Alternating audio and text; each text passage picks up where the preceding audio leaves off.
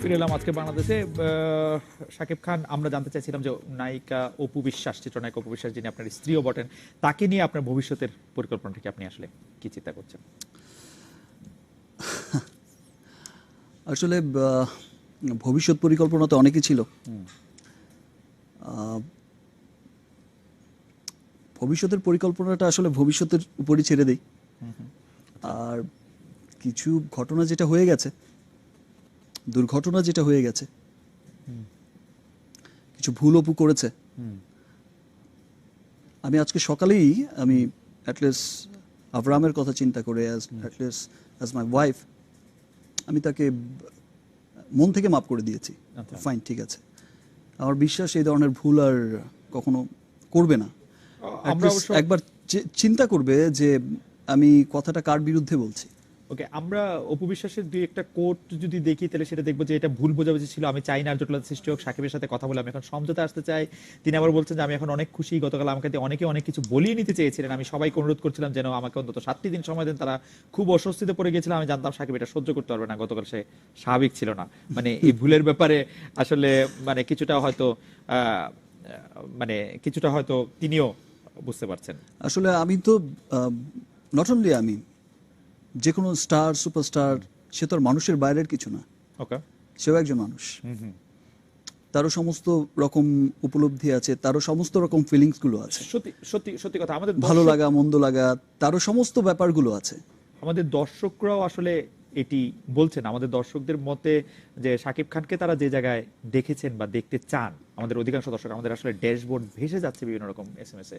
তা আমি যদি একটু সামারি করি তাহলে এটা দেখা যায় যে তারা যে জায়গায় দেখতে চান, তারা আসলে কখনো দেখতে চান না যে শাকিব খান, তার স্ত্রী বা অপু বিশ্বাস, তার স্বামী, তাদের সন্তান, সেগুলি মিডিয়াতে এভাবে আলোচিত হোক বা এরকম একটি উদাহরণ সৃষ্টি হোক, যেটি আসলে সেটা আমার জন্য কোনোদিন কাম্য ছিল না।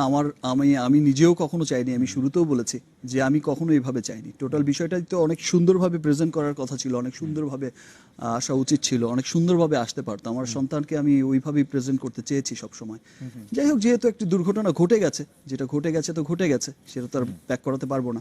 তবে যাই ঘটেছে, এটা আমার দর্শকদের, আমার ভক্ত যারা আমাকে পছন্দ করেছেন, যাদের পছন্দের কারণে, যাদের ভালোবাসার কারণে আজকে আমি শাকিব খান, তাদের কাছে আমি একটি কথাই বলতে চাই যে টোটালটাই একটা ট্র্যাপ, একটা গেম ছিল। আর যে গেমের মধ্যে অপু না বুঝেই পাটা দিয়েছেন। আচ্ছা, আপনার কাছে একটি প্রশ্ন, কারণ একটা জিনিস স্পষ্ট যে আজকে কিন্তু অনেকেই বলছেন, আমার সিনিয়ররাও বলছেন যে একটা জিনিস স্পষ্ট যে আজকে যদি শাকিব খানের ক্যারিয়ারটা কোনো রকম হ্যাম্পার করা যায় বা তার পজিশনটাকে একটু ধস নামানো যায় বা মেন্টালি তাকে যদি একটু আপসেট করে দেওয়া যায়, সামনে তার ঈদ আছে, দুটো ঈদ আছে, সামনে মার্কেটিং এর বিষয় আছে, আরো সিনেমাগুলো রিলিজ হবে, অন্যান্য সিনেমাও রিলিজ হবে, সেখানে শাকিব খান পিছিয়ে গেল মানে এই মার্কেট অন্য কেউ ধরে নিল। ওকে, এইরকম অনেক রকম চক্রান্তই কিন্তু হয়। ওকে, এমনিতে আজকে আপনার একটি সংবাদ সম্মেলন করার কথা ছিল বলে আমরা গতকাল শুনেছিলাম, আপনি কি একটি সংবাদ সম্মেলনের কথা ভাবছিলেন? আজকে কি সকালবেলা এটি বাতিল করলেন? এটাও একটা অপপ্রচার, এবং এই অপপ্রচারটাও কিন্তু করেছে হচ্ছে যারা পুরো গেমটা সাজিয়েছে। যে তারা বলেছে যে শাকিব খান একটি সংবাদ সম্মেলন করবেন, একটি পাল্টাপাল্টি, এবং সেই গেমটাই এমন ছিল যে শাকিব খান একটা সংবাদ সম্মেলন ডাকছে, তার অপোজিটে অপু বিশ্বাসকেও একটা সংবাদ সম্মেলন ডাকতে হবে, তাকে বলেছে। ইনফ্যাক্ট তার বাসায়ও আমি দেখেছি যে অনেক সংবাদ সম্মেলনও হয়েছে, সমস্ত সাংবাদিকদের সমন্বয়ে সে কথা বলেই যাচ্ছে। আজকে সকালে কিন্তু আমি এত সুন্দরভাবে বিষয়টা হ্যান্ডেল করার চেষ্টা করেছি। তারপর ওই যে তাকে টেমপ্লেট করা হয়েছে, আবারও তাকে টেমপ্লেট করা হয়েছে যে তার 12টার সময় সংবাদ সম্মেলন, আমি নিজেই জানি না সংবাদ সম্মেলন। আচ্ছা, কিন্তু একটি একাধিক পত্র পত্রিকায় লেখা হয়েছে আপনাকে উদ্ধৃত করে যে আজকে আপনি একটি সংবাদ সম্মেলন করবেন। একটা পত্রিকা বা একটা কেউ কিন্তু বলতে পারে, যতজনই আমাকে ফোন করেছে আমি বলেছি কোত্থেকে পেলেন, কে বলেছে, আমি বলেছি না আমার কোনো লোক বলেছে। প্রত্যেকটা টিভি চ্যানেল, প্রত্যেকটা প্রেস, যারাই আমাকে ফোন করেছে, কানেক্ট করেছে, প্রত্যেককে আমি প্রশ্ন করেছি যে সংবাদ সম্মেলন আমি ডাকবো, আমি জানি না, আমি বলেছি না আমার লোক বলেছে। তো এটা কে বলেছে ভাই, আমরা শুনেছি।